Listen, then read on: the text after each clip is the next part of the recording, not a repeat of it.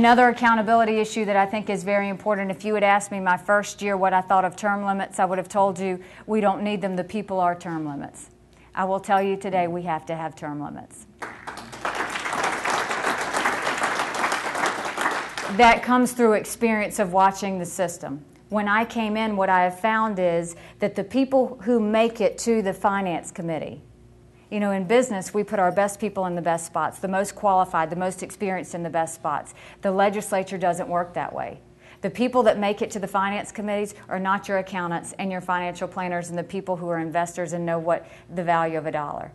The people who make it to your finance committees are those who have been in line, have not acted out, and have gone along with what leadership told them to do. That's wrong. We cannot have that happen anymore. What we need to start seeing is that I really and truly believe that every legislator that goes to that state house goes with the best of intentions. They go really wanting to serve. The problem is, once they go there with these great ideas, they're kind of told, they're said not to do that.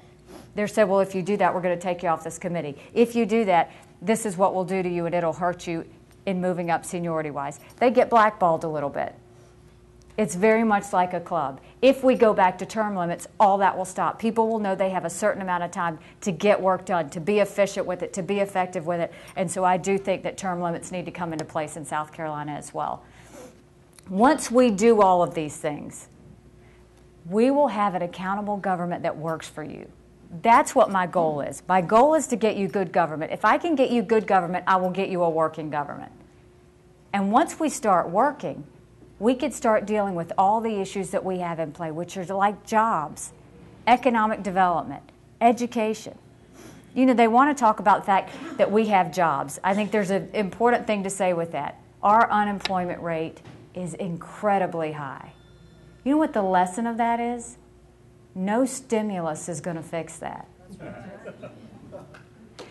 You know, the one thing that we were told was that the stimulus was going to fill this deep, dark hole that everybody was talking about. It was going to save us in our school boards. It was going to save us on our county councils. We were going to lose police officers. We were going to lose all these people on the street.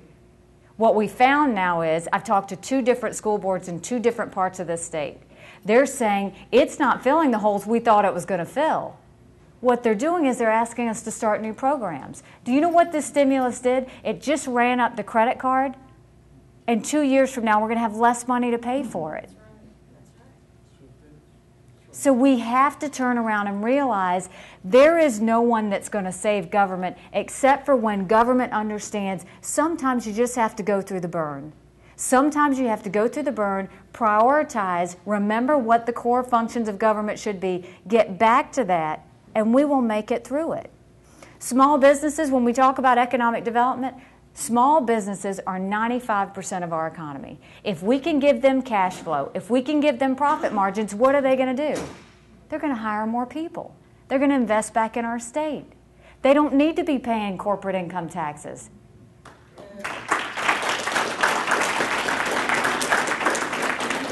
We're watching business after business after business leave our state because they're having to pay income taxes. We're watching small businesses go out of business because of the workers' comp premiums they're having to pay, because they're having to pay different taxes and insurances. You will see me push strongly for overhauling the entire tax reform system, and that's not just taxes, that's fees, that's everything associated with it. It's not just what the legislature has to deal with, it's also what the Budget and Control Board has to deal with, which is a lot of money that Mr. Ekstrom can tell you is never in our budget. And so all of those things have to come into play. At that point, when we do that, then we will get to economic development. And we will go to, it will be me, it will be the head of the House, it will be the head of the Senate, it will be the head of our commerce. It will be CEOs from this state, and it will be the head of our tech schools, which is absolutely untapped in this state. Untapped. Everybody wants to focus on higher ed. Tech schools is where our state will thrive. We will go and we will recruit companies to this state, and we will turn around and say, we need you.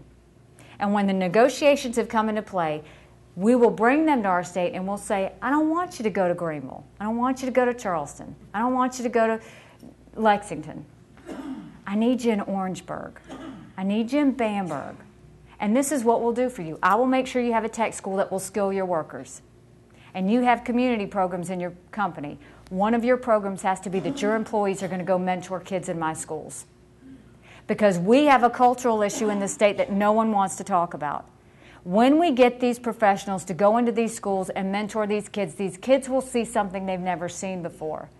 The children of this state do what they see. They continue to go with what they see their parents do. We have to break the cycle and let them know they can go to a tech school and get skilled. They can go and work and become strong and successful in their own ways. They don't have to be dependent on government. They can learn what personal responsibility is. This is all part of a bigger business plan that you will see me do as your governor. It's not just about me spouting off accountability or me spouting off spending or me spouting off tax reform. This is a business plan for the state. This is how we're going to go in 3, 5, 7 years. You're not going to see a difference with me as governor in year 1. Or in year 3 or 4. You're going to see it in year 1 and say, look at what she did in the first year. And we helped her do that. That's what I want you to feel. That's what I want you to know. All of these things matter. When we look at education in this state, everybody wants to talk about how we're at the bottom of the country on education. We only graduate 1 out of every 2 kids in 4 years. 1 out of every 2. But do you know what? We spend $12,000 a year per child. It goes through 1,000 people at the Department of Education and 85 school districts before it ever touches a teacher and student in that classroom, and that's wrong. It's immoral, and we cannot allow that to happen. And the way we fix that is we have to reform the education funding formula. We cannot punish a child because of where they live or where they happen to be born. We have to reform that formula so that it's fair for every child in this state. I grew up in Bamberg, which was a rural town, and it was everyone took care of everyone else, and we didn't know what we didn't have. I lived in Orangeburg, and teachers spent more time on discipline than they ever could educating in the classroom. And now I live in Lexington, and every one of my public schools is like a private one. They have smart boards in every classroom in some of my Lexington schools, which is a computer instead of a chalkboard. You go to my Bamberg schools and they wouldn't know what a smart board was. How are we ever going to improve education in this state if we don't acknowledge every child in this state? If we don't acknowledge every teacher in this state as needing our help and needing full reform in how we reform education? But that does go back to spending. And you will find every issue that we face as a state goes back to spending. So having said that, I do want to close. I've said often, and I say this because this closing remark defines who I am, what this candidacy is, and how you will see me as going forward. I am the daughter of 2 immigrant parents that taught me every day what it meant to live in this country and the blessings that came with that. I am the sister of a man who fought in Desert Storm, and I still remember what it was like not knowing if he would come home. I'm the wife of a husband who puts on a military uniform every day and loves his job. I'm the mother of 2 children in public schools, and I do care about what their government's going to look like. And I'm a legislator that's running for governor because I know what good government can look like, and I think the people of this state deserve to know what that feels like. So thank you very much, and at this point I'll open it up for questions if I still